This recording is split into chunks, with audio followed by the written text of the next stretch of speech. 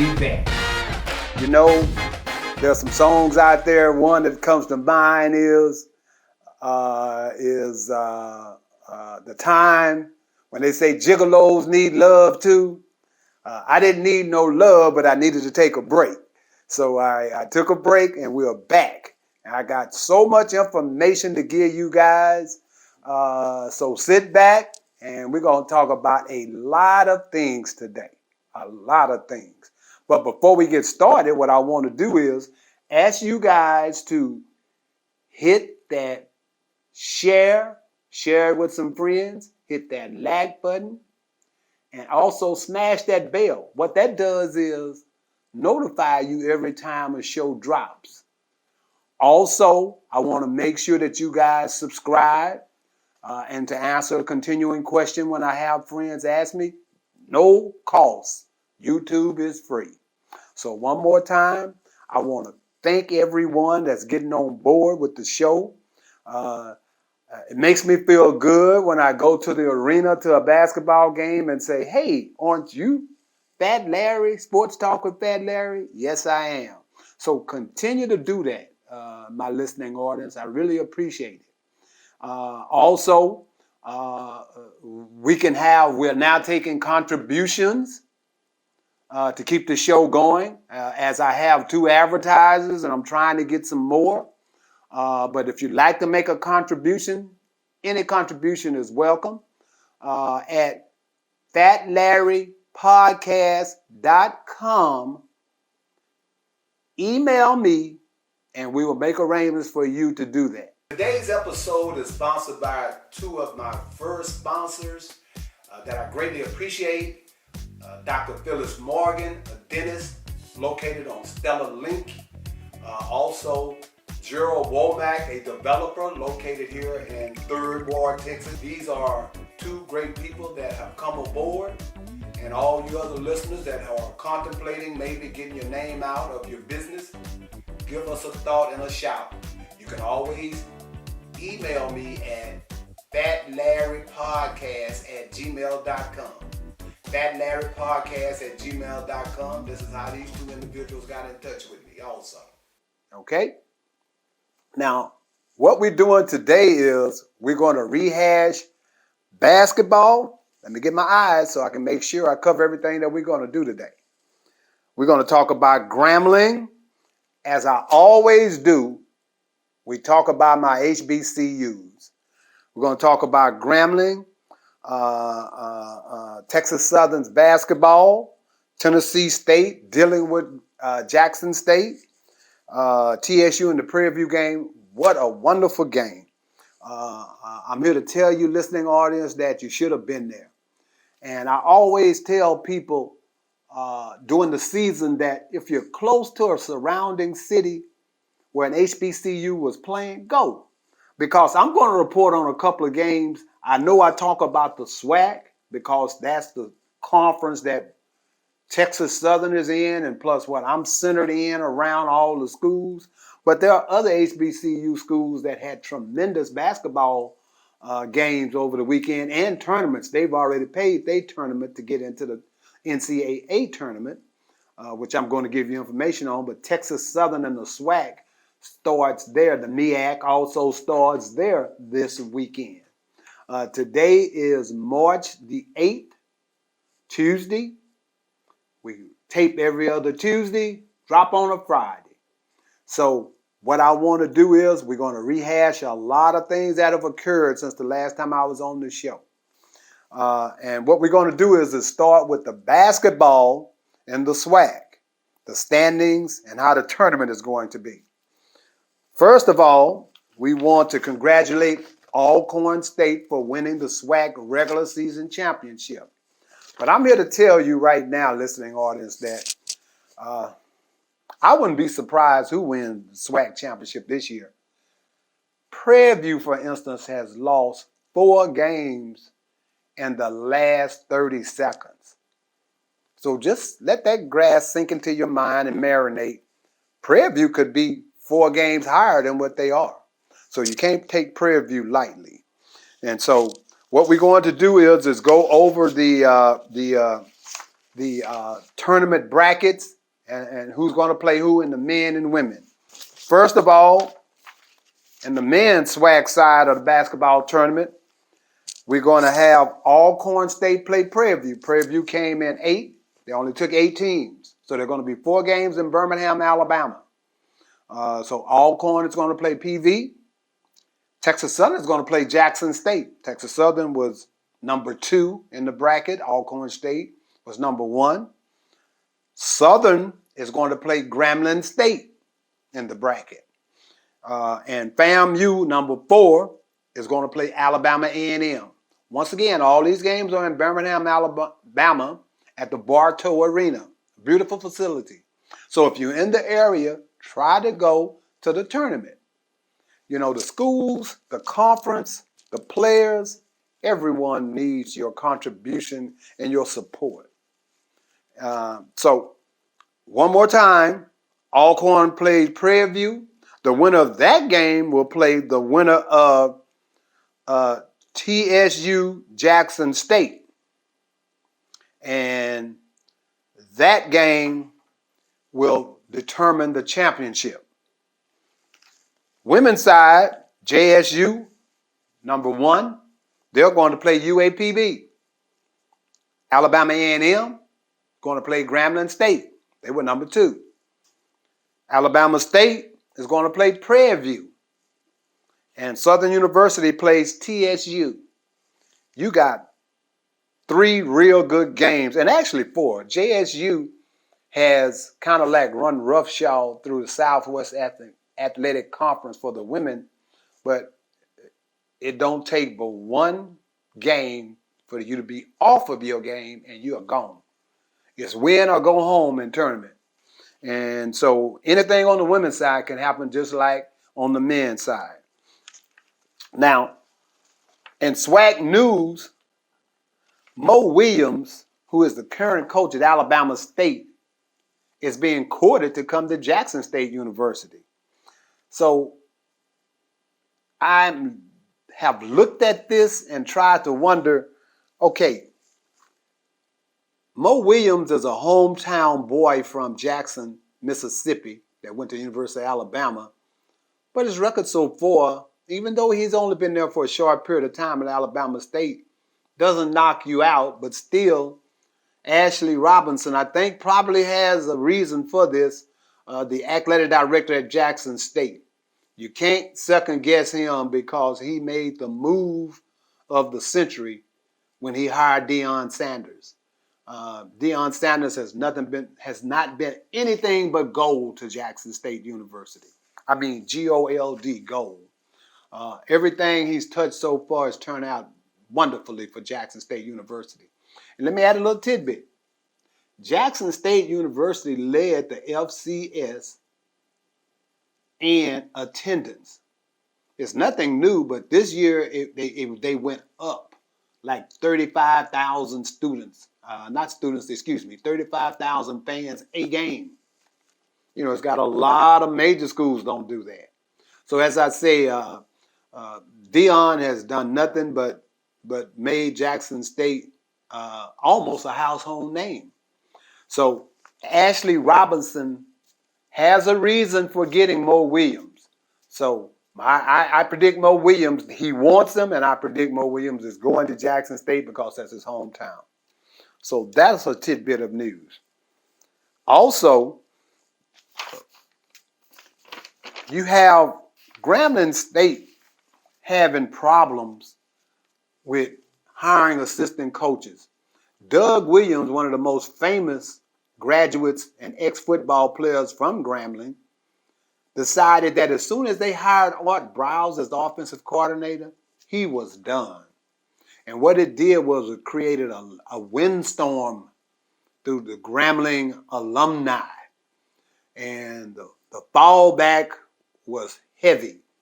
So heavy in that Art Browse resigned 4 days later, saying that he did not want to create havoc at Jackson State before the season even gets started. So he did the honorable thing, and that was he stepped down.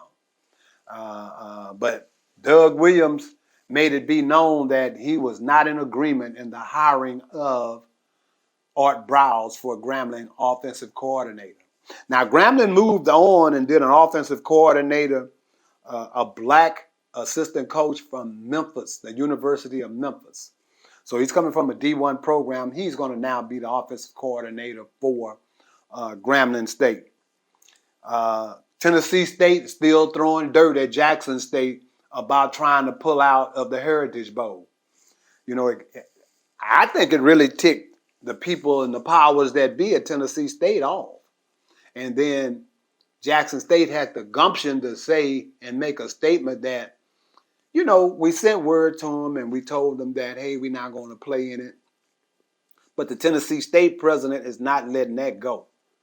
He's saying that, look, Jackson didn't call us. Jackson just tried to jump out the deal, which once Jackson got paperwork or the knowledge that Tennessee State was going to sue them, they threw the car in reverse, the truck in reverse, or whatever they were thinking about doing, they threw it in reverse. They pumped their brakes and came back and said, oh, no, we're going to play in the Heritage Bowl.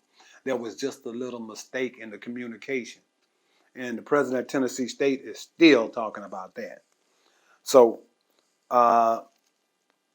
one last thing on Tennessee State. There's also rumblings that Tennessee State wants to come out of the Ohio Valley Conference and possibly join the SWAC. One more time, they're thinking about Tennessee State joining the SWAC. That would make it an odd number of teams, but heck, you could go get any team from any other conference, Tuskegee, you name it, and join them. They'd be happy to come to the SWAC. That would just be one hellacious conference if we had Tennessee State in there too. So Tennessee State, one more time, has talked about potentially joining the SWAC. So what we have here is an opportunity. At the beginning of the season, myself and one of my watchers, fans, emailed me. And let me tell you to stop and say this. One more time, you can email me at fatlarrypodcast@gmail.com. Let me know what you're thinking. Because I've had 4 shows that were predicated on my listeners and writers writing in, why don't you talk about this, Fat Larry? Why don't you talk about that? Matter of fact, the last live guest we had here, the recruiting coordinator for Texas Southern University, was suggested by one of my listeners. And it turned out to be one of my better shows. So I am open to any, should I say, ideas that the listening audience may have on who to have on the show, what to talk about the show. And while I'm thinking about that, another listener brought something up that I kind of was not paying attention to, but I gave it some thought, and I think I am going to do that. He wanted me to, why don't you interview the band director at in the Ocean? They are integral in the football games, basketball games, and everything. So I'm thinking about and potentially trying to get the band director, Mr. Simmons, here to discuss the direction of the Ocean of Soul, since he is a new band director of Texas Southern Ocean of Soul. So one more time, hit me up at fatlarry@gmail.com. Let me know what your ideas or your thoughts are. Or even at the bottom of the show, you can write a comment. Write a comment and let me know, because I respond to all my comments. As I've been saying since I started this show, you know, I have no problem with constructive criticism. So hit me up. Let me know what you think about the show, what topic might need to be talked about, because there are a couple of other topics that are on the drawing board besides Mr. Simmons. We have Zena Garrison, one of the famous black tennis players, located right here out of Houston. And we have a few other things on the agenda. I'm trying to get Coach McDowell from Prairie View here. So stay tuned in and let me know what you think and what you might want to talk about on the show. We have a couple of important Well, one for sure, Texas Southern University is going to be doing a memorial for one of its great past football players, Kenny Burrow, 00. Kenny was a freak of nature. Kenny is about 6'3", 6'4", run like the wind, and was a wide receiver. When I got to TSU, he was a senior, and I couldn't believe he was a wide receiver. A guy that big, coming from my high school, would have been a tight end or a defensive tackle. But this guy run like the wind, and he could catch the ball. So there is going to be, for the listening audience and all you TSU X's that would like to celebrate his homegoing, Kenny Burrow, the TSU great, on March the 26th at Sawyer Auditorium on the campus of Texas Southern, starting at noon. They're going to have a memorial service.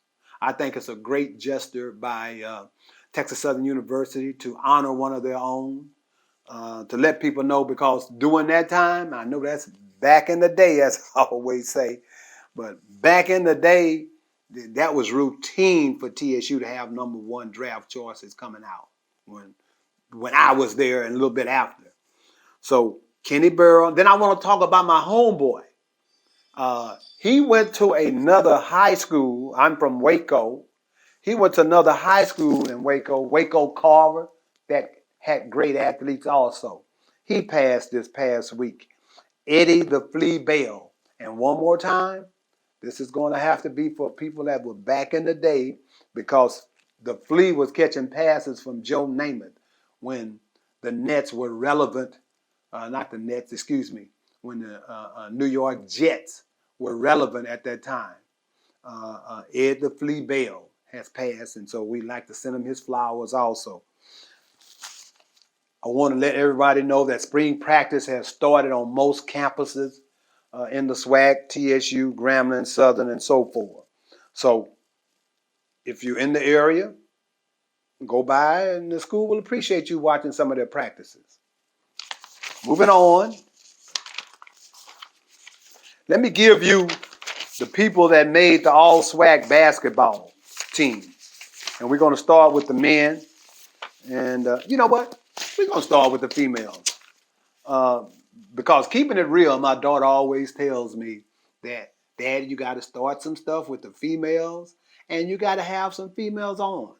And that's why we're going to have, in the very near future, one more time, we're going to get Zena Garrison on here. So for the women in the SWAC, you had the Player of the Year, the Defensive Player of the Year, and All-SWAC Williams Holiday from Jackson State. Big time forward center. She played against TSU twice in the game I saw. They just couldn't do anything with her. You got Zaya Green, UAPB. She's newcomer of the year, but she's also All-SWAC. Ayana Emanuel, Alabama State. Adriana Avent, right here out of TSU. All-SWAC, her first year. Alexa Hope, Grambling State. That's your first five. Second five is Ataya Bridges, Texas Southern University, guard. Dariana Lewis, Alabama A&M. Nigeria Jones, Alabama A&M. Diana Rosenthal, Prairie View. And Daisha Rogan, Jackson State, is the second team for the females. And once again, Zanaya White, Alcorn, Freshman of the Year. And Coach of the Year was Tamika Reed from Jackson State. For the men, we had FAMU's MJ Randolph, Player of the Year, and All-SWAC, first team. Javalius McGinnis, Defensive Player of the Year, Jackson State. UAPB had Sean Williams, Newcomer of the Year. This guy could really shoot the ball. I was very impressed with him this past year. Mississippi Valley State, Gary Grant, made All-SWAC first team and also Freshman of the Year.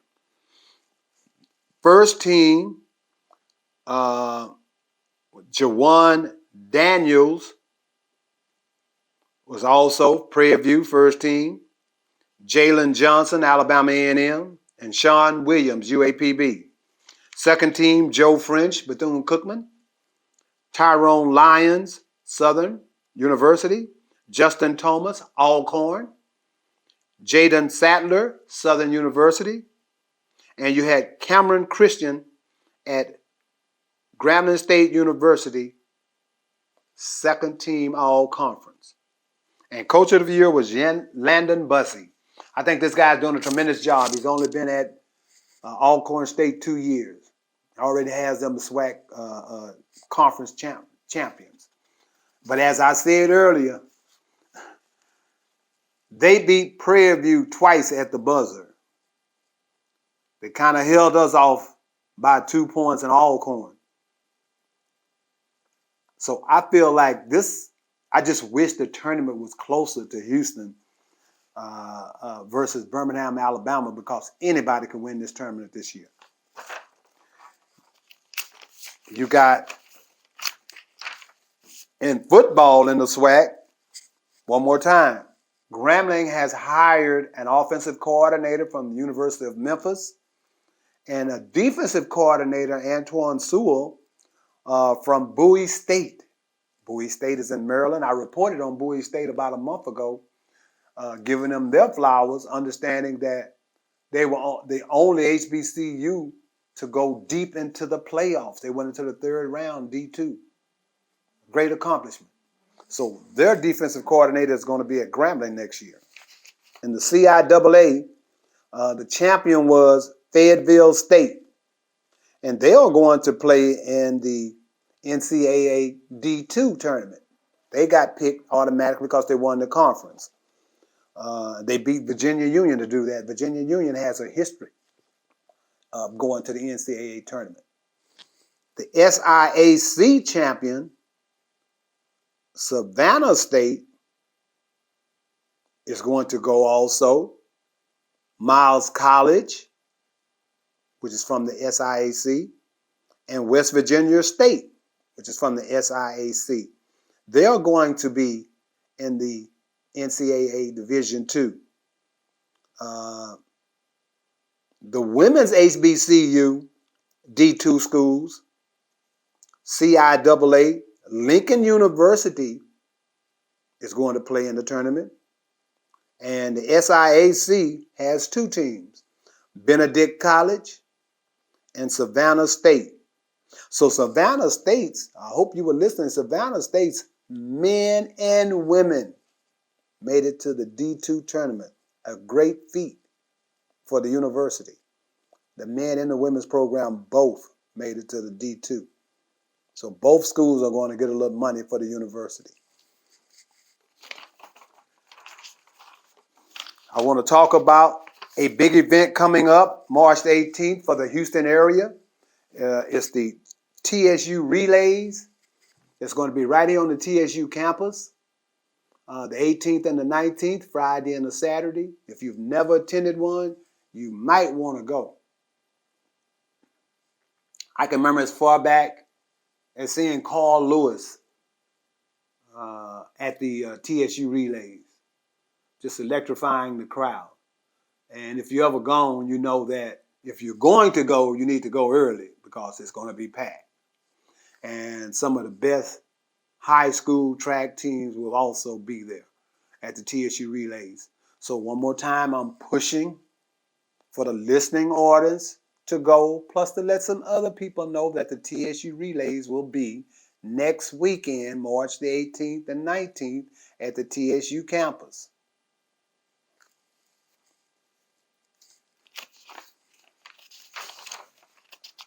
We're going to go over the NBA.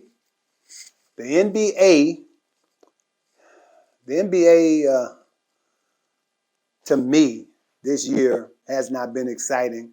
And all of my friends that know I'm a Laker fan say I'm only saying that because my Lakers are trash and garbage. Yeah, that has a little bit to do with it. You know, I'm a little upset with my boys. They just can't get it together. But and I'm also upset with them all trying to make it Russell Westbrook's fault. He's only one man. They have 4 guys out there on the court at all times with him. So you got to have 5. So I don't buy that. That is just Russell Westbrook. But anyway, let me give you the top 8 in each division, because once again in basketball, that's all that's going to make the playoffs is the top 8. So you got the Miami Heat leading the East. You got the 76ers in second place. You got the Bucks, Milwaukee Bucks. Chicago Bulls, the top 4.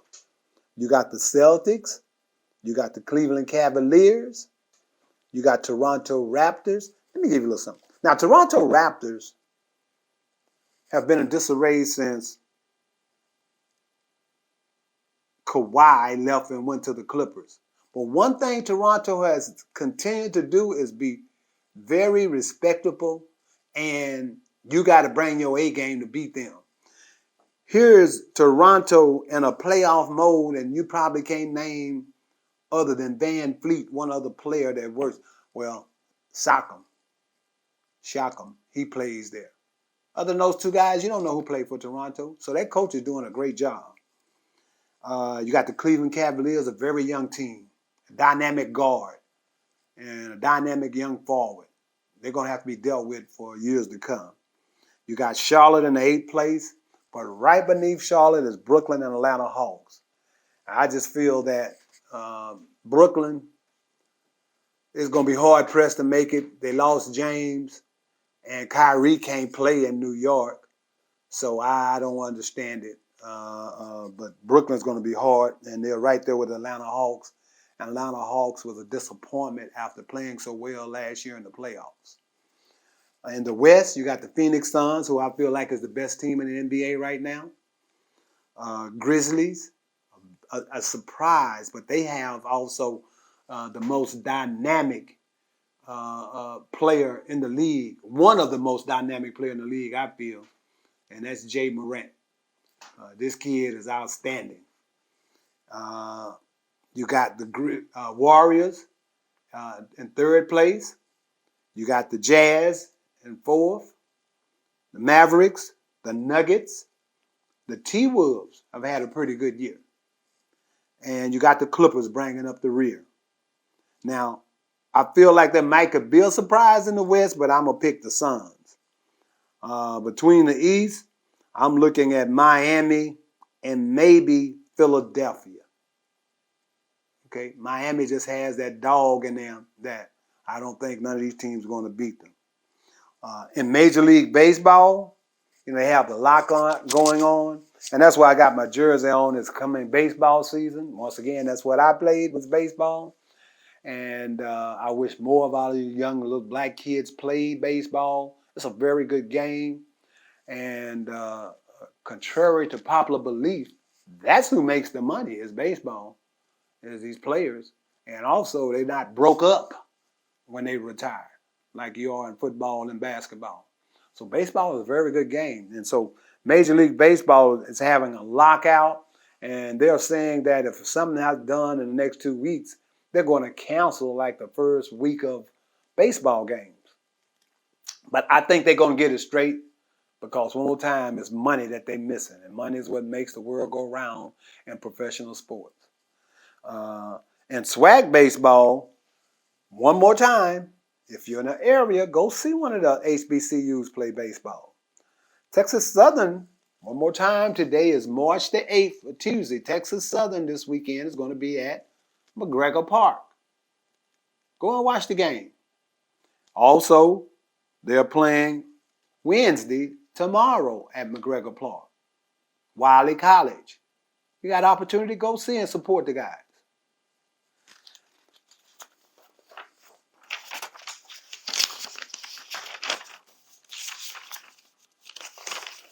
One last thing we want to discuss is Texas high school basketball. Let me get on this phone here and tell you who the girls' state champions were. Now, the boys are playing this weekend, but the girls' state champions were DeSoto is a repeat champion for Class 6A. DeSoto out of the Dallas area, they are the repeat champions for 6A. Okay, now let me see here in 5A. 5A, you had Cedar Park T-Wolves were the champions in the Austin area, Cedar Park. 4A, Canyon was the girls state champion. And in 3A,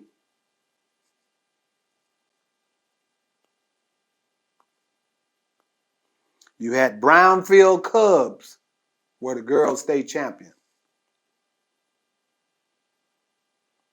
And 2A, Lipan Indians.